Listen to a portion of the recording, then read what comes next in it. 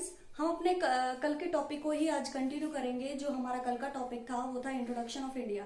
Introduction of India में हम सबसे पहले आज देखते हैं कि जो भारत है, भारत का जनसंख्या के अकॉर्डिंग कौन सा स्थान है। जो भारत है, भारत का जनसंख्या के अकॉर्डिंग जो स्थान है वो दूसरा है।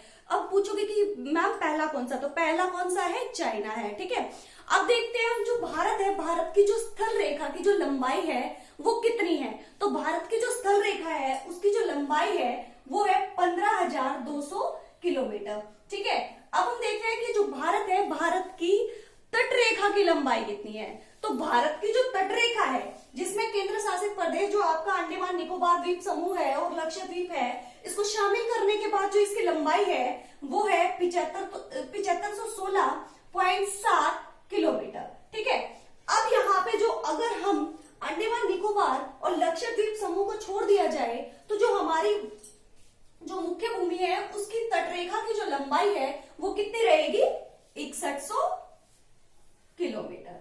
ठीक है, इसके बाद हम देखते हैं जो हमारा भारत है उसकी तटरेखा जो है, तटरेखा के साथ लगते लगते जो राज्य है उनकी संख्या कितनी है। तो उनकी संख्या जो है वो 9 है। तो वो 9 राज्य कौन से हैं वो हम देखेंगे। तो यहां से हम देखते हैं सबसे पहले जो है वह गुजरात, आगे महाराष्ट्र, महाराष्ट्र के बाद जो है वो है गोवा, कर्नाटक, कर्नाटक के बाद जो है वो आता है केरल। ठीक है, केरल, केरल के बाद तमिलनाडु, ठीक, तमिलनाडु के बाद आंध्र प्रदेश, आंध्र प्रदेश जो है, आंध्र प्रदेश के बाद आता है उड़ीसा, उड़ीसा के बाद आता है पश्चिम बंगाल। ठीक है, और यहां पे जब हम देखते हैं कि जो सबसे लंबी तटरेखा वाला राज्य है वो कौन सा है, गुजरात, जिसकी जो लंबाई है वो है 1214 किलोमीटर। और सबसे छोटी जो तटरेखा है वो किसकी है, गोवा की है। ठीक है, अगर हम देखें कि केंद्र शासित प्रदेश जो है, जो अंडमान निकोबार है, उसकी जो लंबाई है वो केंद्र शासित प्रदेशों में सबसे ज्यादा है, जो कितनी है, 1920 किलोमीटर। ठीक है, ये तो थे हमारे तटरेखा के साथ लगते हुए राज्य। अब हम बात करते हैं जो हमारा भारत है, इसका जो पारदेशिक तटीय रेखा है वो कहां से कहां तक है। ठीक है, जो हमारा भारत है इसकी पारदेशिक जो तट सीमा है वो कितनी है, 12 समुद्री मील। ठीक है, अब जो ये पारदेशिक जो तट सीमा है ये वो सीमा है जहां पे जो हमारा भारत है उसको पूर्णतः अधिकार है। ठीक है, अब इसके बाद जो है इसको हमने ए नाम दे दिया। इसके बाद जो है बी एरिया जो है यहां पे है संलग्न क्षेत्र मंडल। इसकी जो लंबाई है जो है, ये जो एरिया है वो है 12 समुद्री मील। अगर हम यहां से जो भारत की जो तटरेखा है वो क्या, यहां से हम इसकी लंबाई देखें तो 24 समुद्री मील। ये जो एरिया है, जो संलग्न क्षेत्र मंडल का जो एरिया है, यहां पे भारत को जो है सीमा शुल्क वगैरह का अधिकार मिलता है, अधिकार है यहां तक। इसके बाद आता है हमारा अनन्य आर्थिक क्षेत्र। जो अनन्य आर्थिक क्षेत्र है इसकी जो दूरी है यहां पे, ये है जो तटरेखा है मेन, यहां से 200 समुद्री मील। ठीक है, अगर हम देखें यहाँ पे जो संलग्न क्षेत्र था, यहां से अगर इसकी लेंथ देखें तो वो है 176 समुद्री मील। ये जो एरिया है, यहां तक का एरिया, ये वो एरिया है जहां पे भारत को जो है अनुसंधान का, रिसर्च करने का अधिकार प्राप्त है। हमारे यहाँ पे जो समुद्री जीव हैं उनके संरक्षण, विदोहन आदि का सारा यहाँ पे, यहां तक भारत को अधिकार प्राप्त है। अब हम देखते हैं जो भारत है उसकी जो जलीय रेखा है या जो जलीय सीमा है वो किन किन देशों के साथ लगती है, क्योंकि स्थलीय सीमाएं हम देख चुके हैं। इसके बाद जो है जलीय सीमा है वो भारत के किसके साथ लगती है, श्रीलंका और मालदीव के साथ। ठीक है, अब हम देख रहे हैं जो श्रीलंका है उसको भारत से कौन सा जलद मरुमध्य जो है वो अलग करता है। ठीक है, जो भारत है इसका और श्रीलंका, इसके बीच में जो है पाक स्ट्रेट है। ठीक है,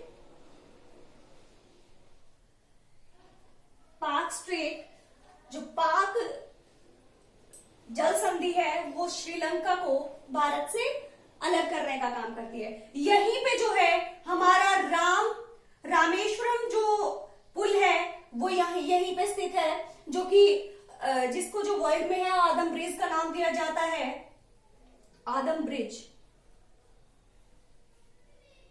ये जो आदम ब्रिज है ये एक प्रवालों की एक रेखा है जिसको हमने नाम दिया है आदम ब्रिज। ठीक है, रामेश्वरम पुल भी इसी को कहा जाता है। ऐसा बोलते हैं कि जो राम की जो सेना है वो श्रीलंका तक पहुंचने के लिए जो पुल बनाया गया था वो यही पुल था। ठीक है, इसके बाद जो है इसके उत्तर में जो है वो कौन सी है, इसके उत्तर में जो है वो है पाक की खाड़ी। ठीक है, इसके बाद जो दक्षिण में इसके है वो है मन्नार की खाड़ी।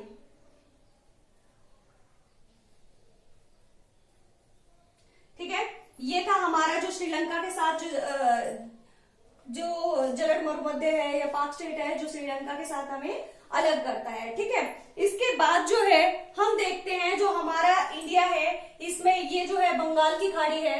बंगाल की खाड़ी में लगने वाले जो द्वीप है और यहाँ पे जो अरब सागर है इसमें लगने वाले जो द्वीप है इनको हम देखते हैं कि वो जो द्वीप है वो किस तरह से है। ठीक है, जो बंगाल की खाड़ी है, बंगाल की खाड़ी में आपका जो द्वीप समूह लगता है वो कौन सा लगता है, अंडमान निकोबार द्वीप समूह। और जो अरब सागर है इसमें कौन सा लगता है, लक्षद्वीप समूह। ठीक है, बंगाल की खाड़ी में जो लगता है वो अंडमान निकोबार। ठीक है, अब हम अंडमान को देखते हैं। जो अंडमान है उसमें ये कौन सा है, उत्तरी अंडमान। ठीक है, इसको अब हम डिटेल में पढ़ेंगे, उत्तरी अंडमान। इसके बाद जो आता है मध्य अंडमान, आगे है दक्षिणी अंडमान। ठीक है,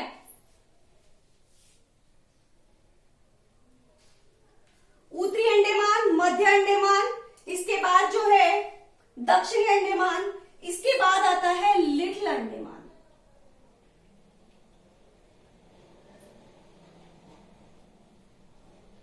जो हमारी जो इसकी जो बंदरगाह है पोर्ट ब्लेयर वो कहां पे है, दक्षिणी अंडमान में।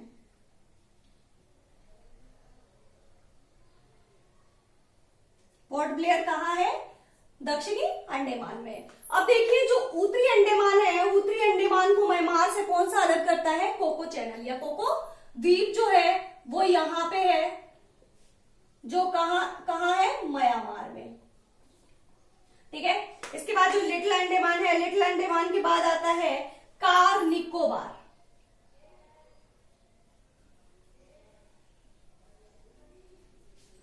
जो लिटिल अंडमान है और कार निकोबार है इसके बीच में एक चैनल है। लिटिल अंडमान और कार निकोबार के बीच में एक चैनल है जिसको नाम दिया गया है 10 डिग्री चैनल। ठीक है, और जो दक्षिणी अंडमान है और लिटिल अंडमान है इसके बीच में एक पास पड़ता है दर्रा जिसको नाम दिया गया है डंकन पास। ठीक है, कार निकोबार है, कार निकोबार के बाद जो आता है वो है लिटिल निकोबार।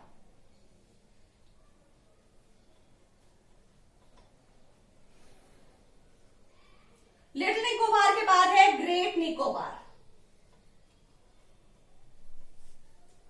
अब देखिए जो भारत है, भारत का लास्टम जो पॉइंट है हमने उसकी बात की थी, जो कौन सा था, इंदिरा पॉइंट। पिग्मेलियन पॉइंट भी उसको नाम दिया गया, पार्सन पॉइंट भी उसको कहते थे। जो हमारा पिग्मेलियन पॉइंट है, इंदिरा पॉइंट है, वो कहां पे पड़ता है, वो पड़ता है ग्रेट निकोबार में। ठीक है, इंदिरा पॉइंट। अब ये जो इंदिरा पॉइंट है इसके जो नीचे है वहां पे इंडोनेशिया है, इंडोनेशिया और जो ग्रेट निकोबार। ठीक है, इसके बीच में जो है एक चैनल है चैनल, सुमात्रा पड़ता है यहां पे इंडोनेशिया का। इनके बीच में जो है वो है ग्रेट चैनल।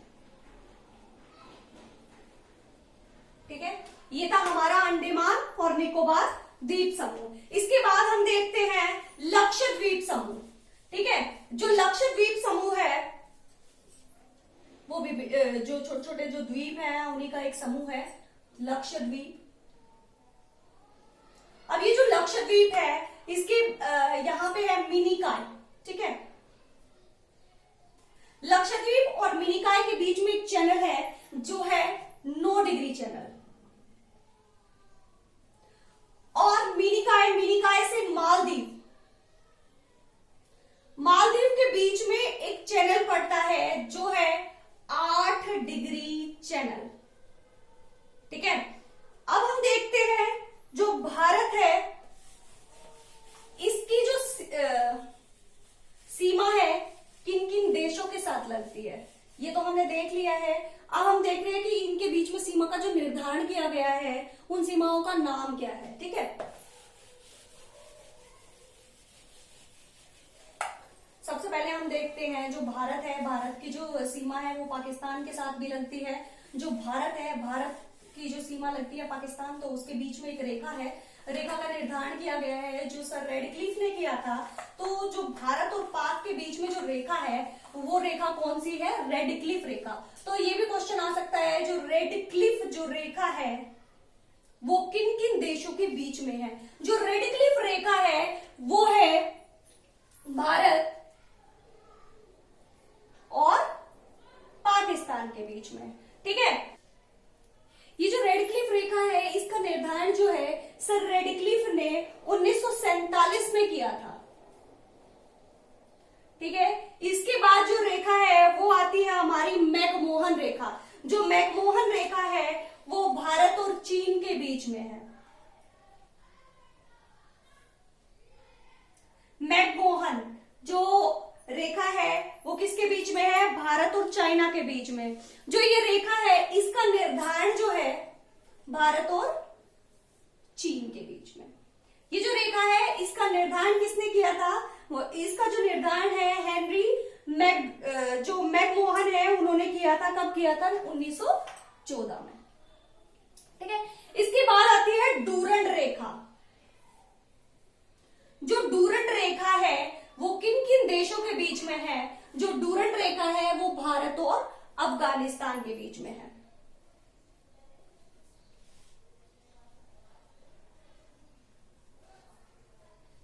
भारत और अफगानिस्तान के बीच में ये जो रेखा है इसका निर्धारण 1896 में जो है मॉर्टिमर डूरंड ने किया था। ठीक है, इसके बाद जो है भारत और बांग्लादेश के बीच में भी एक रेखा का निर्धारण किया गया है जो है 3 बीघा कॉरिडोर। क्योंकि जो हमारा भारत अलग हुआ था उस टाइम पे जो बांग्लादेश है वो पाक का हिस्सा था। ठीक है, और जो ये रेडक्लिफ रेखा है ये जो भारत और पाक के बीच में जो रेखा है ये हमारी जो है पीओके 1947 में वो पीओके वो एरिया है जो 1947 के बाद में जो है कबीलियाई क्षेत्रों ने जो लोग हैं उन्होंने मिलकर जो है भारत पर हमला किया और उसको अपने कब्जे में ले लिया। लेकिन क्योंकि देखिए भारत ये जो हिस्सा है इसको भारत में मिलाने की घोषणा तो कर दी गई, लेकिन क्योंकि मामला जो है यूएनओ में चला हुआ था तो भारत ने इसको शामिल नहीं किया। इसलिए जो पीओके का जो एरिया है पाक अधिकृत कश्मीर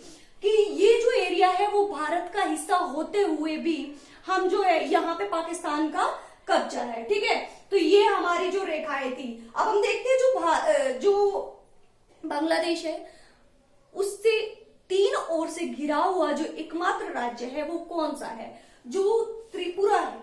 ठीक है, त्रिपुरा जो है वो बांग्लादेश से 3 ओर से घिरा हुआ एकमात्र राज्य है। ठीक है, सो थैंक यू।